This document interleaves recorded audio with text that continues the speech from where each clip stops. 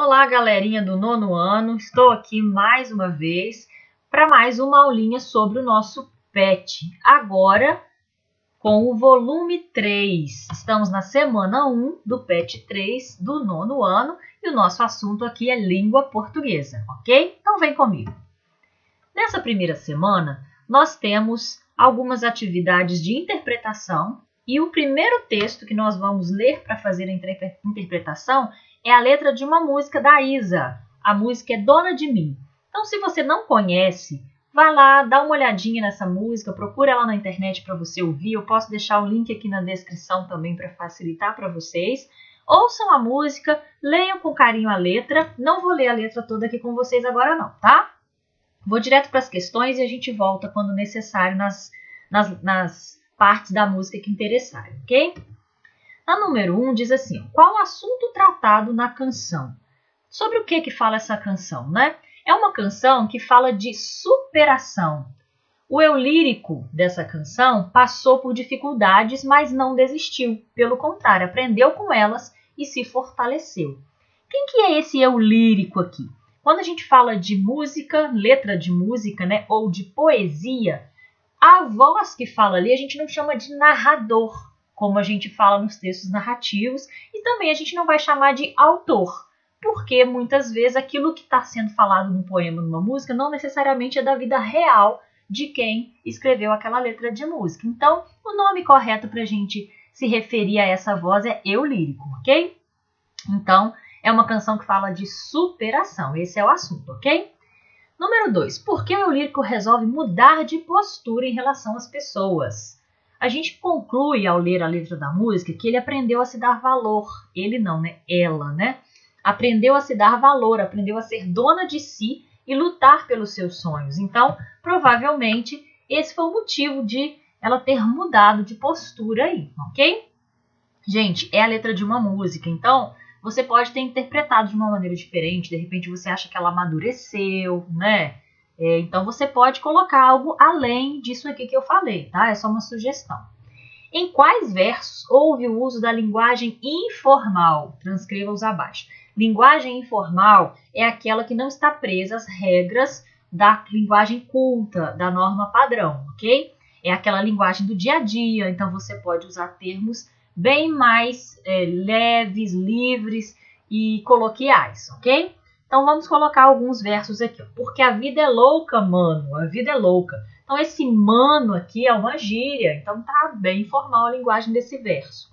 Sempre dou o meu jeitinho. É bruto, mas é com carinho. O jeitinho e o carinho aqui estão escritos de uma maneira que não está de acordo com a ortografia, mas que imita o quê? Um jeito coloquial de se falar essas palavras. Então, está representando na escrita o quê? A linguagem oral, uma linguagem informal que a gente usa na oralidade, tá? Papo furado não me entretém. Papo furado também é uma gíria, ok? Então, temos três trechos da canção aqui com linguagem informal, beleza? Bom, essa primeira parte foi só de interpretação da canção. Seguindo, o que a gente tem? A gente vai tratar de coesão textual através dessas atividades. Para a gente saber o que é coesão textual, eu trouxe uma pequena definição aqui. Coesão é a conexão, é a ligação, é a harmonia entre os elementos de um texto. Percebemos tal definição quando lemos um texto e verificamos que as palavras, as frases e os parágrafos estão entrelaçados, um dando continuidade ao outro. Tá? Então, a gente vai aprender um pouquinho mais sobre os elementos de ligação dentro de um texto, como que a gente escreve um texto e que a gente faz, né, para dar continuidade aos trechos de um texto, para que no total ele forme ali um conjunto completo, ok? Então, eu pus um exemplo lá. Os elementos de coesão determinam a transição de ideias entre as frases e os parágrafos, tá? Então, como que a gente tem aqui elementos de coesão? O que são esses elementos de coesão? Os exemplos desses elementos são conjunções, por exemplo. As conjunções são palavrinhas que servem para ligar, né, as partes de um texto. Então, a conjunção é um importante elemento de conexão entre as orações. ela é uma palavra invariável que liga duas orações ou dois termos semelhantes de uma mesma oração. Olha esse exemplo aqui. O garoto segurou o brinquedo e mostrou quando chegou da escola. O que a gente tem aqui? Três coisas que eu estou falando sobre esse garoto. Primeiro, que ele segurou o brinquedo. Segundo, que ele mostrou. E terceiro, que ele chegou da escola. A palavrinha e a palavra quando estão ligando as três informações. Ó, o e liga a primeira e a segunda informação. O quando liga a segunda e a terceira. Mas quando elas fazem essa ligação, elas transmitem uma ideia. Então, o e aqui, por exemplo, transmite uma ideia de adição. Eu estou adicionando mais uma coisa que o menino fez. O quando já transmite uma ideia de tempo. Quando foi que ele fez isso aqui?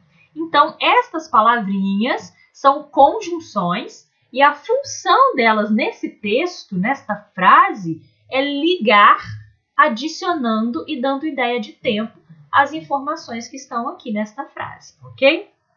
Vamos continuar. Os tipos de conjunção e as ideias, né, que elas podem representar são vários. Então, eu vou pôr alguns exemplos aqui. A gente não vai ficar lendo um por um aqui. Se você quiser ler com calma, você pausa o vídeo e analisa cada uma dessas telas aqui para vocês, tá? O que a gente tem? Várias conjunções que estão classificadas pelo tipo de ideia que elas passam. Então, as conjunções causais, elas têm uma ideia, elas têm um valor semântico de causa. Quais são elas? Por quê, pois, por quanto, o como, quando ele é sinônimo de porquê numa frase, uma vez que, já que, visto que, posto que. Então, tem várias aqui. E pus um exemplo. Estou bem porque dormi. O que a gente tem aqui?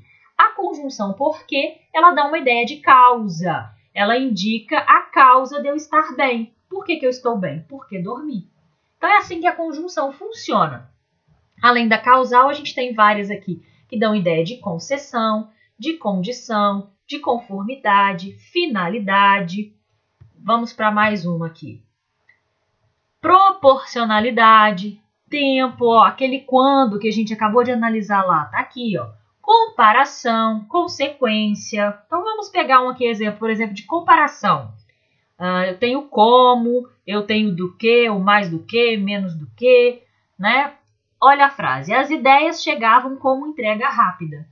Esse como, ele estabelece uma ideia de comparação. A comparação entre a chegada das ideias e uma entrega rápida. Ou seja, as ideias chegavam da mesma forma que chegam as entregas rápidas. Então, é uma comparação aqui que está sendo estabelecida pela conjunção como. Tem mais uma tela aqui de conjunções. A aditiva, adversativa, alternativa, conclusiva e explicativa. Aqui estão as ideias que elas passam e quais são os tipos. Ó, aquele i que a gente viu lá no exemplo do menino, ó, tá aqui, ele dá uma ideia de adição. Ó. Então, a gente tem, eu tenho aqui, ó, mas também dá uma ideia de adição. Ó. Gosta de chocolate, mas também de vegetais. Então, esse mas também, tá grifado só o mas aqui, era para estar grifado também, tá? Mas também de vegetais, eu estou adicionando mais uma coisa. Vamos ver uma explicativa aqui, ó. Venci porque sou a melhor cozinheira. Então, o porquê ele está indicando, né, uma explicação para eu ter vencido.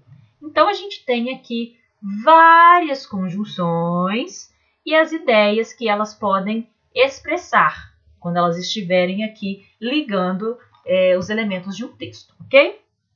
A próxima atividade aqui, que é a número 4, ela traz justamente essas ideias que as conjunções expressam. E ainda é sobre o texto da Isa, da música da Isa lá, Dona de Mim. Releia os trechos e indique o efeito de sentido decorrente do uso das conjunções em destaque. Porque a vida é louca, mano, a vida é louca. Dá uma ideia de explicação. Tá explicando o porquê daquilo que ela falou, ok? Se você tem boca, aprende a usar. É uma condição. Você só aprende a usar se tem.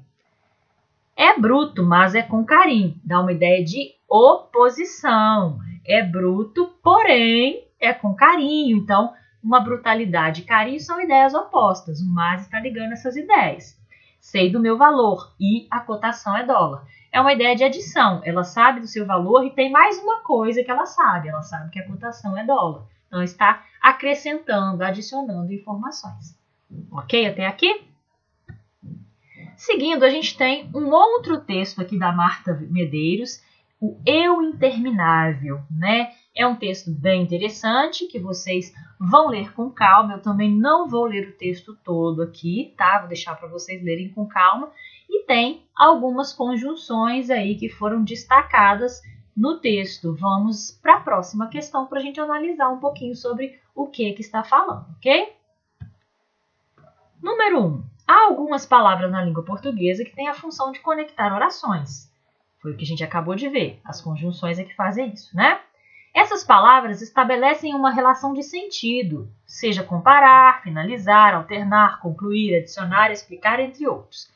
A partir disso, leia os trechos abaixo e indique qual a relação estabelecida pelos termos em destaque. Então, de novo, estamos aqui com conjunções destacadas e nós vamos ver qual é o valor semântico, qual é a ideia que elas estão acrescentando ali aquelas orações, ok?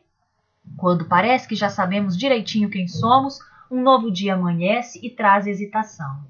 É a adição.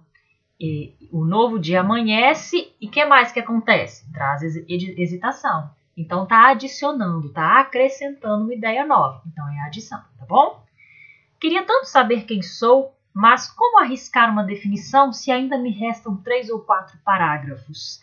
Mas dá uma ideia de oposição, de contraste. Por quê?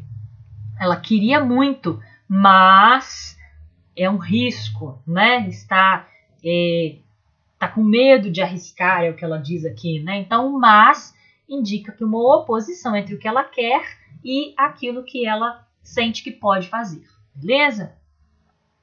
Ser procurada por alguém que vai mudar minha vida ou golpeada por uma notícia que me amadurecerá. O que é essa ideia de alternância? O ou, ele está indicando uma coisa ou outra. Então, é uma alternância entre as opções que ela tem aqui, as opções das quais ela está falando.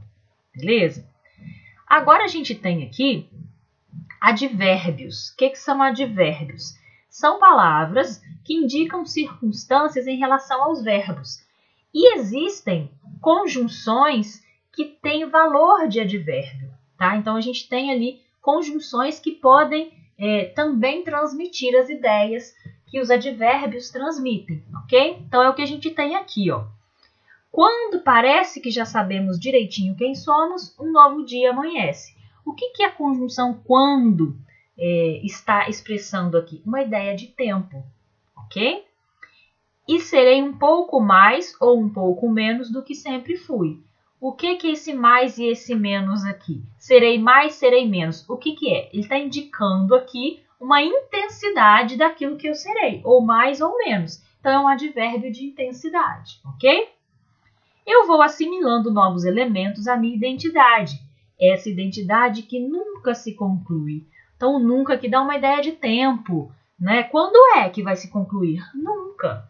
Ok? Então, a gente tem aqui uma demonstração de que os advérbios também são palavras importantes para acrescentar ideias em relação aos verbos que foram usados, que são o que a gente chama de circunstâncias, ok? De tempo, de intensidade, são os exemplos que a gente tem nessa atividade. O que mais que a gente tem? Para a gente compreender as próximas atividades, eu vou passar rapidamente aqui sobre os pronomes, é uma revisão. O que é um pronome?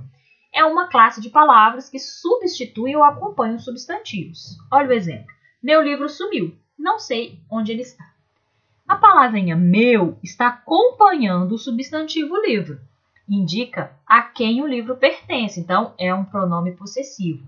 Não sei onde ele está. A palavrinha ele não está acompanhando nenhum substantivo. Está substituindo o substantivo livro. Para que eu não tenha que repetir a palavra livro. As repetições não são legais na língua. Elas tornam a linguagem cansativa. Então, a gente usa os pronomes aí para conectar também as ideias. Então, os pronomes também são elementos de coesão no texto e evitam repetições, deixam a linguagem aí bem melhor, ok? Bom, o primeiro tipo de pronomes que a gente vai ver são os pronomes pessoais e a gente tem os do caso reto e os do caso oblíquo. São pronomes que são para se referir a pessoas do discurso, a primeira, a segunda e a terceira pessoa, tanto no singular quanto no plural. Então, você conhece eles aí, ó, eu, tu, ele, ela, nós, vós, eles, elas. Esses aqui geralmente vão fazer a função de sujeito da oração. E estes aqui, que são os do caso oblíquo, eles servem de objeto, eles servem para complementar o verbo da oração, ok? Então, são os pronomes pessoais. Os pronomes possessivos também já são conhecidos de vocês aí, ó. Eles também se referem às três pessoas do discurso e indicam posse, como o próprio nome diz. Então, são eles meu, minha, teu, tua, seu, sua, nosso, nosso, vosso, vossa. Estão aí só para vocês recordarem, ok? E, por fim, os pronomes demonstrativos, que servem para indicar, para demonstrar coisas. A gente tem feminino, masculino e invariáveis. Os femininos são esta, quer dizer, né? Esta, essa, aquela, e o plural deles. Masculino, este, esse, aquele. E os invariáveis, isto, isso e aquilo. Então, para começar, esses três tipos de pronomes aí já vão ser suficientes para a gente entender as próximas questões. Na questão número 3, a gente tem uma tirinha do Calvin. E ele fala assim, quer dizer, a professora fala primeiro, né? O mostre e conte acabou, Calvin. Por favor, guarde seu tigre no armário. No armário? Ele vai ficar sem ar. Bem, pelo menos coloque ele embaixo da sua cadeira. Ufa, essa foi por pouco. Nem me fala. 7 mais 3, 73. Então, aqui a gente tem... o Calvin, na verdade, estava querendo ficar com o tigre por perto para que ele pudesse ajudá-lo aí nas continhas, né? E parece que o tigre também é bem ruim na matemática, assim como ele, né? Leia os trechos abaixo, sublinhe os pronomes presentes e classifique-os. O que a gente tem, então? Nesse primeiro trecho, por favor, guarde seu tigre no armário, o pronome é seu. E ele é um pronome possessivo, como a gente acabou de ver na tela dos pronomes possessivos, né? No armário, ele vai ficar sem ar. Ele é um pronome pessoal. Você pode acrescentar aqui também, ó, pessoal do caso reto, porque ele funciona como sujeito da oração, ok? Ufa, essa foi por pouco. Essa já é um pronome demonstrativo. Se refere a quê? Àquela situação que ele passou anteriormente, né? Essa situação, essa questão aqui, ok? Bom, e para terminar, a gente tem aqui na atividade 2, reescreva as falas abaixo, adequando as frases e as colocações pronominais à norma culta da língua portuguesa. Bom, pelo menos coloque ele embaixo da sua carteira. O que a gente tem aqui? Esse ele é um pronome pessoal do caso reto. Pela norma culta da língua portuguesa, os pronomes pessoais retos eles só podem desempenhar a função de sujeito dentro de uma oração. Nesta oração aqui, ele está se referindo ao tigre. E coloque ele, quer dizer, coloque o tigre. Ele não está desempenhando a função de sujeito, mas sim de objeto do verbo. Então, o correto seria colocarmos um pronome oblíquo no lugar desse pronome reto. Então, ficaria, bem, pelo menos coloque-o embaixo da sua carteira, tá bom? Então, a gente faz isso aqui na linguagem coloquial do dia a dia, mas o mais correto é a gente usar o pronome oblíquo nessa situação aqui, porque está completando a ideia do verbo e não funcionando como sujeito do verbo, tá bom? Na letra B, nem me fala. Aqui a gente não tem nenhum problema com o pronome, ele está adequado. A questão aqui é a conjugação verbal, né? O mais correto seria nem me fale, adequando esse fale aqui a você, que seria a terceira pessoa do discurso. Você, como é um pronome de tratamento, ele é um pronome de terceira pessoa. O fala aqui, ó, estaria na segunda pessoa, combinando com o tu, tá? E o fale combinando com o você. Como aqui a gente tá numa tirinha, com certeza ele usaria o você, né? Então, nem me fale seria a forma mais adequada, ok? Bom, espero ter ajudado com essa aula, que vocês possam ter compreendido melhor a atividade da semana 1. Até a semana que vem, fiquem com Deus, beijinhos!